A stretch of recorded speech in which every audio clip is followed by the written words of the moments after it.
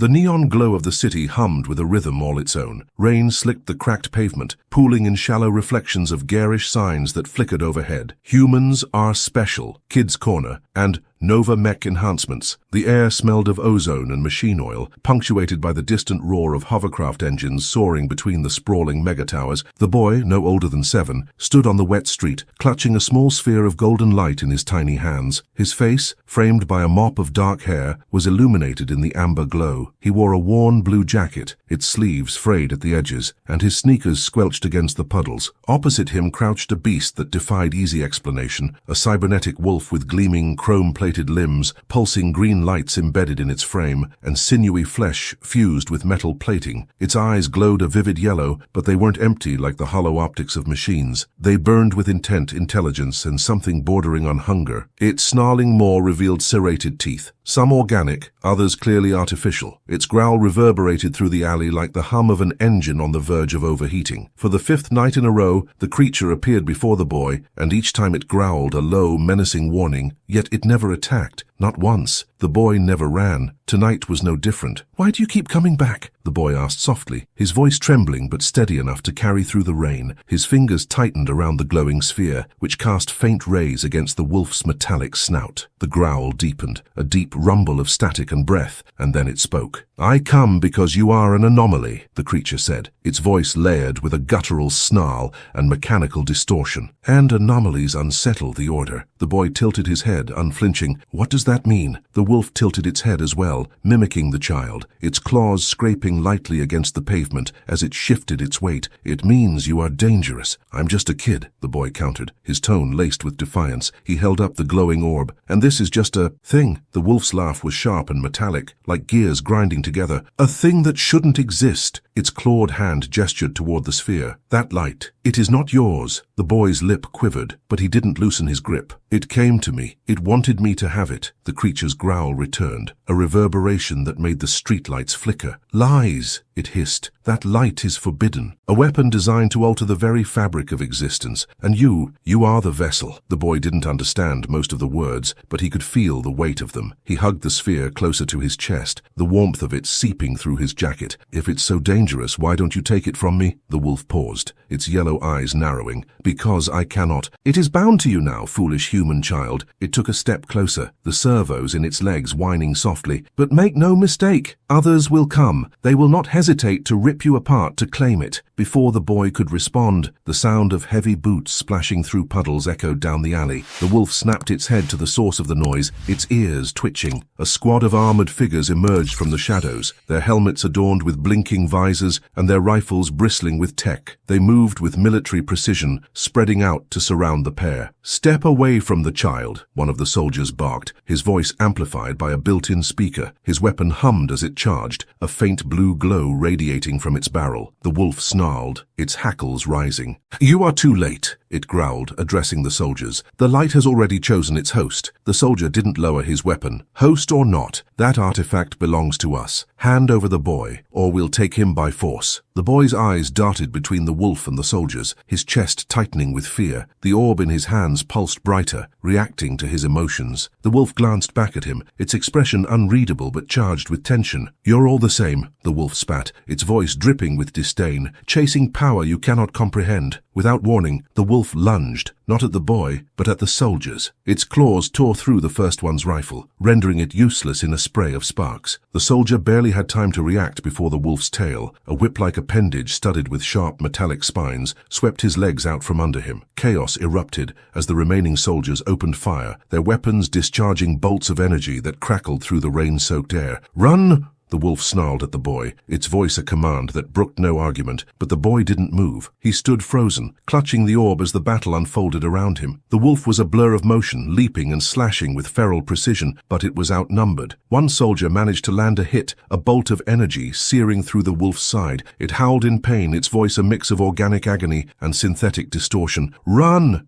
It roared again, blood, if it could be called that, dripping from the wound. The liquid was dark and viscous, glinting with metallic flecks. Finally, the boy's legs obeyed. He turned and sprinted down the alley, his sneakers splashing through puddles as he clutched the glowing orb tightly. Behind him, the sounds of battle grew fainter, but he didn't dare look back. The boy ran until his lungs burned and his legs felt like they might give out. He found himself in a part of the city he didn't recognize, the towering buildings leaning closer together, their facades crumbling with age. He ducked into an abandoned storefront, its broken windows boarded up with rusted metal sheets. Inside, the air was damp and stale, but it was quiet, safe. He sank to the floor, cradling the orb in his lap. Its light had dimmed slightly, as if mirroring his exhaustion. He stared at it, his mind racing with questions. Why him? What was this thing? And why did everyone want it so badly? Before he could make sense of anything, a faint hum filled the room. The orb glowed brighter, and a holographic figure materialized above it. It was a woman, her form flickering and translucent, dressed in flowing robes that seemed to shimmer with an otherworldly light. Her face was serene, but her eyes were sharp, filled with an intensity that made the boy sit up straighter. "Child," she said, her voice melodic but tinged with urgency, "you have been chosen as the keeper of the Nexus flame." "The what?" the boy asked, his voice small. "The light you hold is a fragment of the Nexus," she explained. "A power older than this world, capable of shaping reality itself. It has bonded with you because you possess the rarest quality of all, innocence untainted by greed or fear." The boy frowned. "But I'm scared. All the time." The woman smiled faintly. "Fear is natural. It is greed and malice that corrupt. You are pure, and that is why the flame chose you. But with this gift comes great danger." The boy's eyes filled with tears. "Everyone wants to take it from me. Even the wolf." The woman's expression darkened. "The lupine construct is not your enemy. It is a guardian, tasked with protecting the Nexus from falling into the wrong hands. Trust it, for its loyalty lies with the flame, and therefore, with you." The boy wiped his eyes, trying to process her words. "What am I supposed to do?" "Protect the flame at all costs," she said. "There are those who would use it to reshape the world in their image, heedless of the destruction it would cause. You must keep it safe until the time comes for it to fulfill its purpose." "What purpose?" She hesitated, her form flickering as if struggling to maintain its cohesion. "That is for you to discover. But beware, child. Your journey will not be easy. Trust wisely. And remember, the flame is both a gift and a burden." With that, the hologram vanished, leaving the boy alone in the dim light of the abandoned store. He stared at the orb, its glow steady and unwavering, and felt the weight of her words settle over him like a heavy blanket. Somewhere in the distance, the sound of mechanical growls and heavy boots echoed through the streets. They were still hunting him, and he wasn't sure he could run forever. The boy's breath came in ragged gasps as he pressed himself deeper into the shadows of the abandoned storefront. The muffled echoes of metallic footsteps grew louder, a rhythmic clanking that seemed to sync with his racing heartbeat. He hugged the orb to his chest, its warmth the only thing keeping him grounded in the suffocating uncertainty of the moment. He strained to listen, trying to make out voices over the rain pattering on the roof. The soldiers weren't subtle, they never were. Their boots slammed against the ground with the confidence of people who had never failed a mission, as if the idea of losing was as foreign as the quiet of a starless night. "Fan out," barked a voice, crackling through a distorted comms system. "The target can't have gone far." "Oh, great," the boy thought bitterly. The people who wanted to kill him were thorough, just his luck. He shifted slightly, but the movement caused a floorboard beneath him to groan, a low, drawn-out creak that might as well have been a shout. He froze, every muscle in his small frame tensing as a floodlight from one of the soldiers' helmets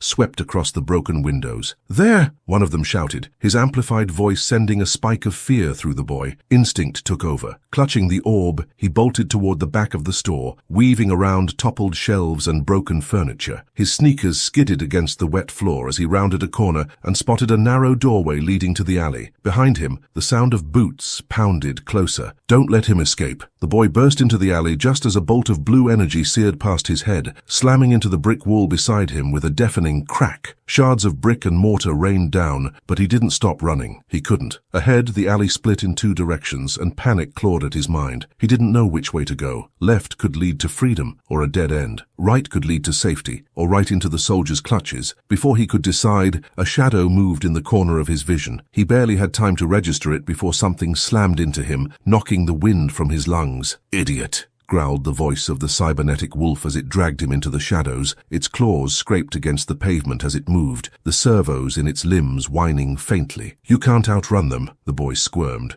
fear and frustration bubbling over. "I didn't ask for your help," he hissed, his voice breaking. "And yet, here I am," the wolf snapped back, baring its sharp, metallic teeth in what might have been a smirk. If wolves could smirk. "Do you want to die, or do you want to listen for once?" The boy glared at the creature but said nothing. The wolf's yellow eyes narrowed, then darted to the orb in the boy's hands. "Good. Now stay quiet and follow me." The wolf didn't wait for a reply. It turned and padded deeper into the alley, its movements surprisingly silent despite its bulk. The boy hesitated for half a second before scrambling after it, the orb clutched tightly against his chest. The soldiers fanned out through the labyrinthine alleys, their floodlights slicing through the rain and darkness. Their commander, a tall man with a scar running across his helmet's visor, strode purposefully at the center of the group. He held a scanner in one hand, its screen flickering with erratic readings. "The energy signature is spiking," he said, his voice low and measured. "It's close." One of the soldiers turned to him. "Sir, the construct is here too. Should we call for backup?" The commander snorted. "Backup for a malfunctioning relic and a scared kid? Don't insult me." The soldier nodded stiffly, but there was unease in his movements. They all knew what the wolf was capable of. Malfunctioning or not, it had taken down entire squads before, and if the Nexus flame really had bonded to the child. The commander's gaze flicked to the scanner again, where a faint pulse of golden light danced across the screen. His grip tightened. "Move faster," he barked. "I want this wrapped up before dawn." The wolf led the boy through a series of narrow passageways, each one darker and more labyrinthine than the last. The air grew colder, and the faint hum of the city above seemed to fade. They finally emerged into what looked like an underground maintenance hub, a cavernous space filled with rusting pipes, exposed wiring, and pools of stagnant water. "Where are we?" the boy asked, his voice echoing slightly. "Somewhere they won't find us," the wolf replied, glancing around warily. "For now." The boy frowned. "You don't sound too sure about that." The wolf let out a low growl that might have been a sigh. "Because you're not exactly inconspicuous, glowing like that." The boy looked down at the orb, which pulsed faintly in his hands. He had to admit, it wasn't doing him any favors in the whole staying hidden department. "Can't I just turn it off?" The wolf's head snapped toward him, its eyes blazing. "Turn it off," it repeated, its voice dripping with incredulity. "Do you even know what that thing is?" "No," the boy shot back, his frustration boiling over. "Because no one will tell me anything. Everyone just says it's dangerous, and then tries to kill me or yell at me." The wolf stared at him for a long moment, its yellow eyes unreadable. Then it let out a gruff laugh, an unsettling mix of a growl and static. "Fair point," it admitted. "But trust me, you don't want to turn it off. The Nexus flame isn't a toy, it's complicated." "Complicated how?" the boy pressed. The wolf hesitated, its metallic claws tapping against the ground. "Let's just say it's not just a thing. It's alive in a way, and it's not here to be anyone's friend." The boy's grip tightened on the orb. It felt warm, almost comforting, but now that the wolf mentioned it, there was something unsettling about it, like it was watching him, waiting. Before he could dwell on the thought, a loud bang echoed through the maintenance hub. The wolf's ears perked up and its body tensed. "They've found us," it growled. The boy's heart sank. "What do we do?" The wolf's lips curled back, revealing its jagged teeth. "We fight." The soldiers poured into the maintenance hub, their floodlights cutting through the gloom. The commander stepped forward, his scanner held high. The golden pulse on the screen was steady now, unwavering. "Spread out," he ordered. "I want them alive." The wolf stepped in front of the boy, its body low and ready to pounce. "Stay behind me," it said without looking back. The boy didn't argue. He crouched behind a rusted pipe, clutching the orb tightly as the soldiers advanced. The first soldier rounded a corner, his rifle raised. The wolf moved like lightning, its claws slashing through the air with a shink. The soldier's rifle clattered to the ground as he fell back with a shout, clutching his ruined armor. The others opened fire, their energy bolts lighting up the dark space like fireworks. The wolf was a blur of motion, dodging and weaving through the onslaught. It leapt onto a soldier, its teeth sinking into his shoulder with a sickening crunch. The boy watched in horror, his heart pounding. He wanted to run, but his legs wouldn't move. The orb in his hands pulsed faster, its light growing brighter, and then something strange happened. The orb seemed to respond to his fear, releasing a wave of energy that rippled through the air. The soldiers nearest to him stumbled back, their weapons flickering and sparking. The commander's gaze snapped to the boy, his eyes narrowing behind his visor. "So that's how it works," he muttered. He raised his own weapon, a sleek, experimental-looking device, and aimed it at the boy. The wolf noticed just in time, its yellow eyes widening. "Get down!" it roared. The boy ducked as the commander fired. The weapon released a burst of energy that hit the pipe above him,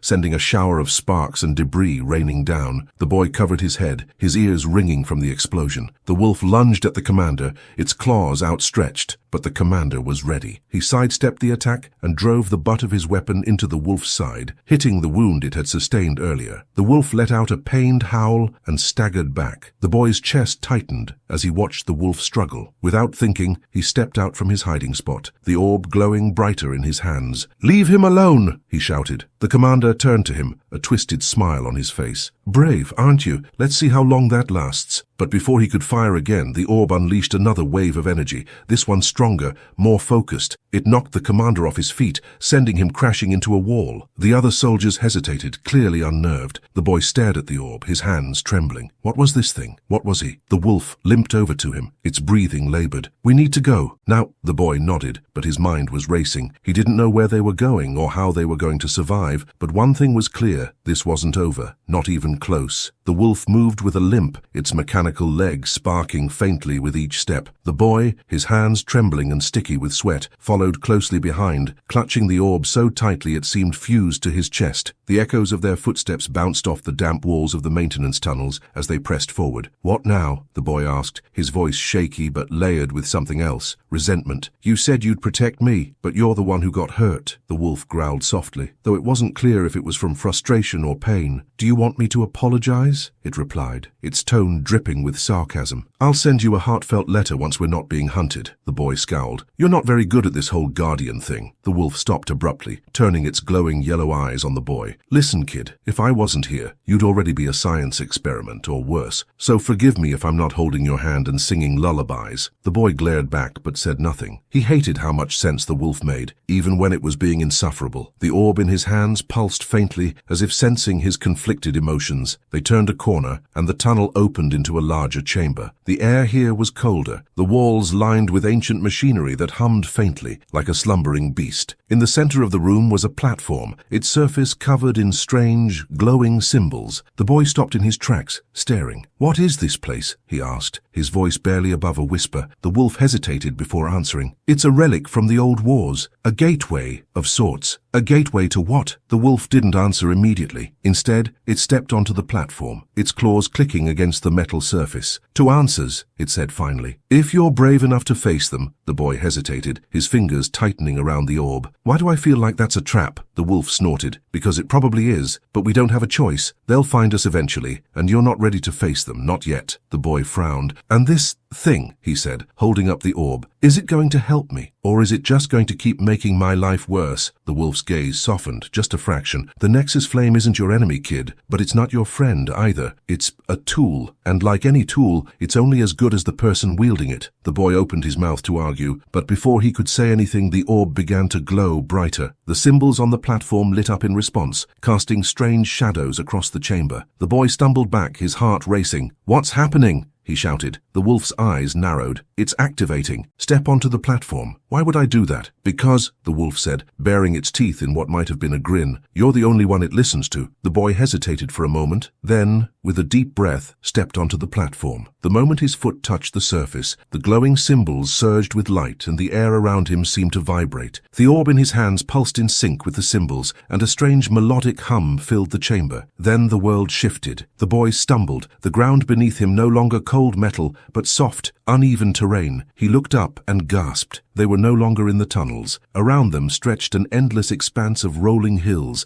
dotted with towering, crystalline structures that refracted the light from an alien sun. The air was warm, carrying the faint scent of something floral yet unfamiliar. "What? Where are we?" the boy asked, his voice trembling. The wolf stepped beside him, its limp more pronounced now. "This is a memory," it said quietly. "Or what's left of one." The boy frowned, turning to face the wolf. "What do you mean? A memory? Whose memory?" The wolf didn't answer. Instead, it nodded toward the horizon where a figure was approaching. The boy squinted, his heart skipping a beat as he recognized the figure. It was the same woman who had appeared as a hologram in the abandoned store, but here she seemed real, her form solid and radiant. "Keeper of the Flame," she said, her voice carrying across the strange landscape. "You have come." The boy took a step forward, confusion and frustration boiling over. "You again? What is this place? Why did you bring me here?" The woman's expression was serene, but there was a flicker of something else in her eyes. Sadness, perhaps. "This is the cradle of the Nexus," she said. "A fragment of a world long destroyed." The boy looked around, his chest tightening. "Destroyed? By who?" The The woman hesitated, her gaze shifting to the wolf. By those who sought to control what they did not understand. The boy's fingers tightened around the orb. You mean people like the soldiers? Like that commander? The woman nodded slowly. Yes, but also people like me. People who believed they were doing what was right, only to unleash horrors they could not undo. The boy stared at her, his mind racing. I don't understand. If this thing is so dangerous, why didn't you destroy it? The woman's gaze hardened, because destruction is not always the answer. The flame is more than a weapon. It is a key to what even I do not fully understand. But I know this. It must never fall into the hands of those who would misuse it. The boy felt a surge of anger. You keep saying things like that, but you don't tell me anything useful. You just expect me to,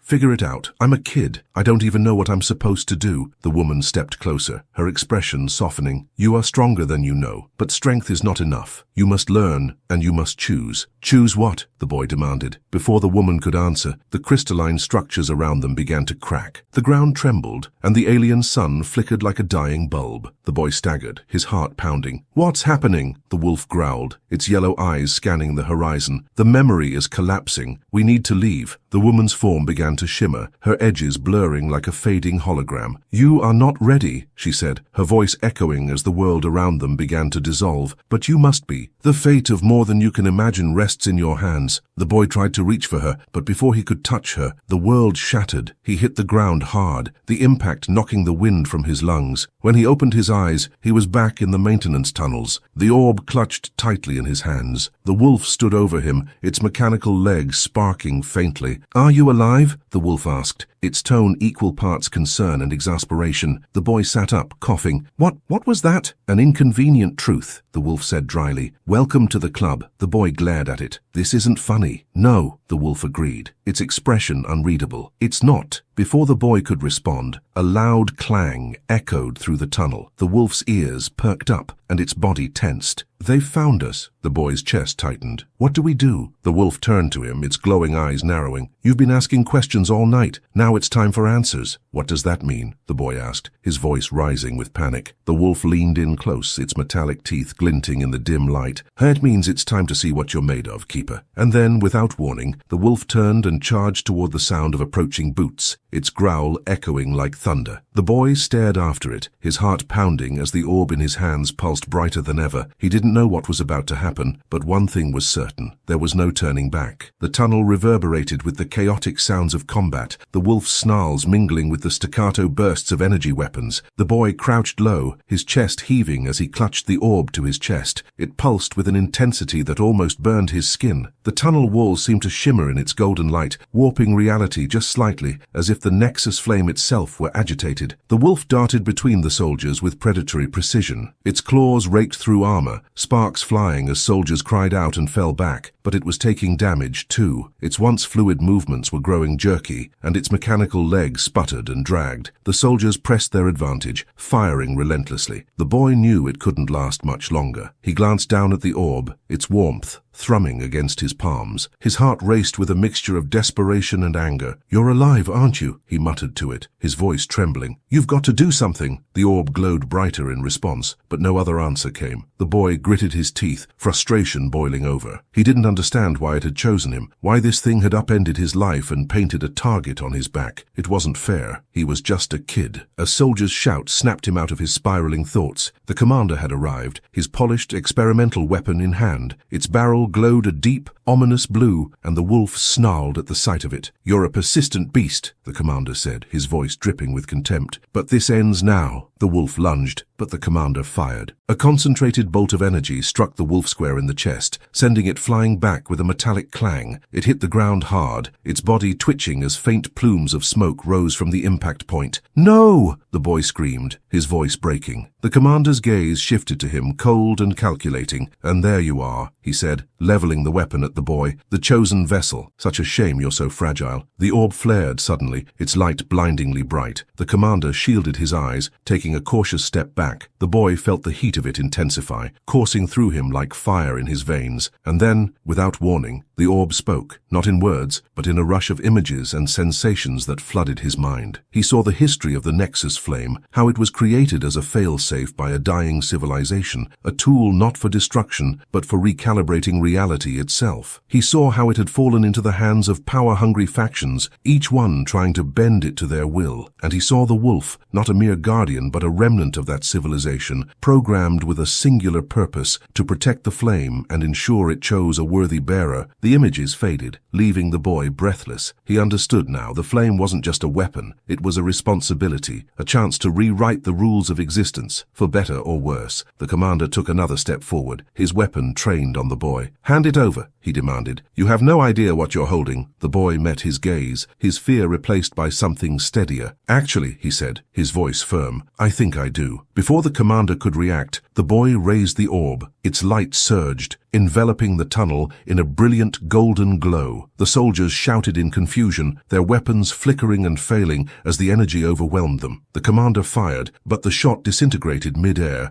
swallowed by the orb's radiance. The boy felt the power coursing through him, not as a force to be wielded, but as a guide, a compass pointing the way forward. He focused on the wolf, broken and motionless on the ground. "Help him," the boy whispered to the orb. The light shifted, flowing like liquid gold toward the wolf. It bathed the creature in its warmth, seeping into its wounds. The wolf's body shuddered, and then, impossibly, it began to rise. Damaged circuits rewired themselves, and torn flesh knitted together. When the light receded, the wolf stood tall, its yellow eyes blazing with renewed vigor. "Nice trick," the wolf said, its voice raspier but still laced with sarcasm. "I could have used that about 5 fights ago." The boy managed a weak smile. "You're welcome," the commander growled in frustration, leveling his weapon again. "You think this changes anything? You're still just a boy. That power doesn't belong to you." The wolf stepped in front of the boy, its claws gleaming. "You're right," it said, its voice low and menacing. "It doesn't belong to him, but it sure as hell doesn't belong to you." The commander hesitated, his confidence faltering for the first time, and then the orb pulsed again, this time sending a wave of energy that rippled outward, distorting the air. The crystalline patterns the boy had seen in the memory began to manifest, carving themselves into the walls of the tunnel. "What are you doing?" the commander shouted, panic creeping into his voice. The boy didn't answer. He didn't need to. The orb was guiding him now, showing him what needed to be done. The Nexus flame wasn't meant to be wielded. It was meant to be returned to its origin. "Hold on to something," the boy said to the wolf. The wolf glanced at him, its expression unreadable. "Why do I feel like I'm not going to like this?" The boy raised the orb, and the crystalline patterns flared to life. The tunnel trembled, and a low, resonant hum filled the air. The soldiers scrambled for cover, their shouts drowned out by the escalating noise. The commander lunged forward, but the wolf intercepted him, its claws raking across his weapon and sending it clattering to the ground. "You're too late," the wolf growled. The orb reached its crescendo, and then,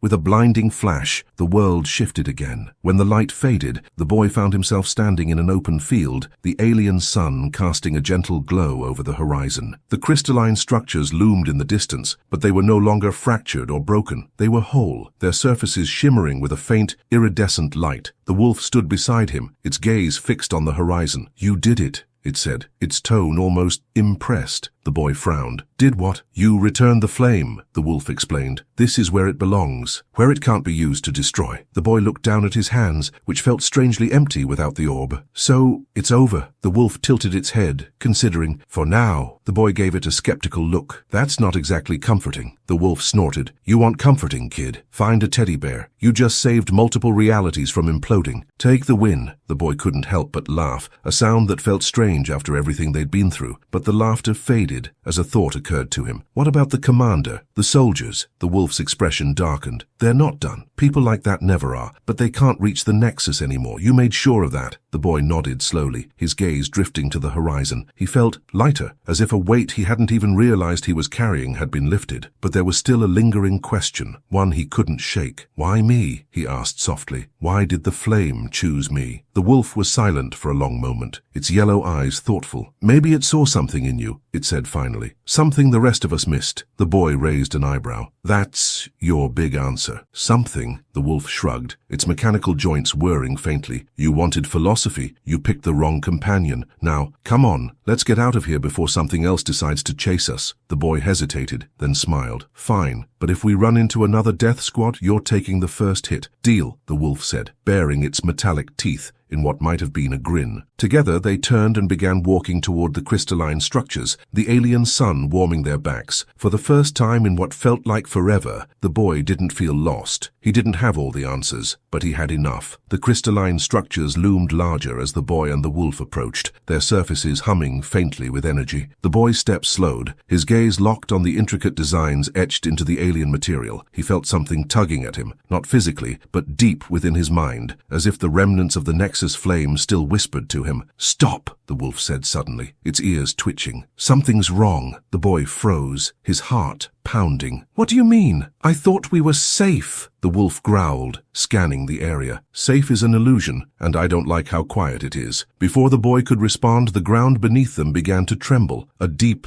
resonant hum filled the air, growing louder with each passing second. The crystalline structures pulsed with light, their iridescent glow intensifying. "What's happening?" the boy shouted over the noise. The wolf's eyes narrowed. "The flame wasn't just a key," it said grimly. "It was a failsafe. And now that it's back where it belongs," the ground split open before them, revealing a massive chasm that seemed to stretch into infinity. From its depths emerged a towering figure, its body composed of the same crystalline material as the structures. Its form was humanoid but abstract, its features indistinct yet undeniably powerful. It radiated an aura of ancient authority, a presence that made the boy's knees buckle. "What is that?" the boy whispered. The wolf stepped protectively in front of him, its claws digging into the ground. "The custodian," it said, "the last line of defense, and it doesn't look happy." The custodian's voice echoed through the air, a deep, resonant tone that seemed to bypass the ears and speak directly to the mind. "The Nexus flame has been restored. The cycle must be completed." The boy's heart sank. "Cycle? What cycle?" The custodian raised a massive hand, its crystalline fingers crackling with energy. "The balance has been disrupted. The Nexus must reset the fabric of existence